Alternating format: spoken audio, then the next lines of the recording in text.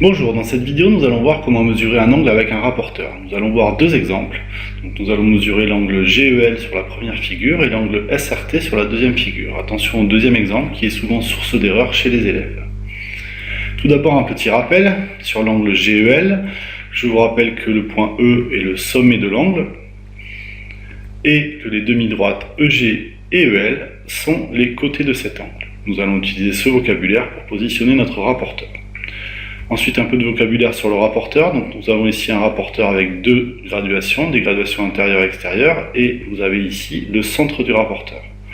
Vous avez ici l'origine, le 0 des graduations extérieures, et ici le 0 des graduations intérieures.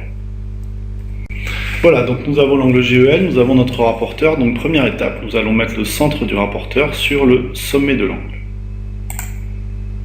Comme ceci.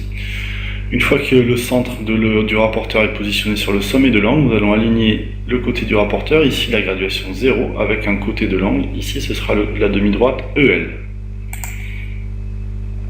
Une fois que c'est positionné, nous allons maintenant pouvoir lire notre angle. Donc nous partons ici du côté qui est aligné avec le rapporteur, et nous partons de 0 et nous allons lire la mesure de l'angle. Donc en partant de 0, on arrive ici à 50, et nous sommes 3 graduations après, donc la mesure de l'angle GEL ici est de 53 degrés.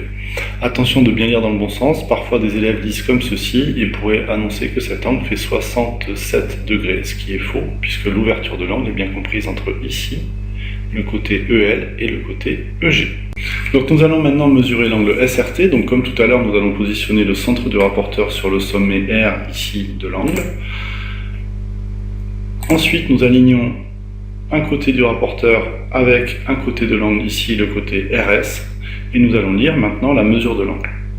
Ici nous partons toujours d'un côté de l'angle et nous voyons qu'ici le 0 est situé sur les graduations intérieures. Donc c'est sur les graduations intérieures que nous allons lire la mesure de notre angle.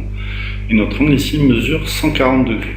Donc attention de bien lire sur les bonnes graduations. Beaucoup d'élèves vont lire directement ici et vont mesurer un angle, eux, de 40 degrés. Cette ouverture de 40 degrés est en fait située ici, ce n'est pas du tout l'ouverture de notre angle. Une façon de ne pas se tromper, c'est qu'on peut constater facilement que cet angle est un angle obtus, donc il mesure plus de 90 degrés. Donc trouver une mesure de 40 degrés n'est pas du tout cohérent. Donc ici, nous avons bien l'angle SRT qui mesure 140 degrés.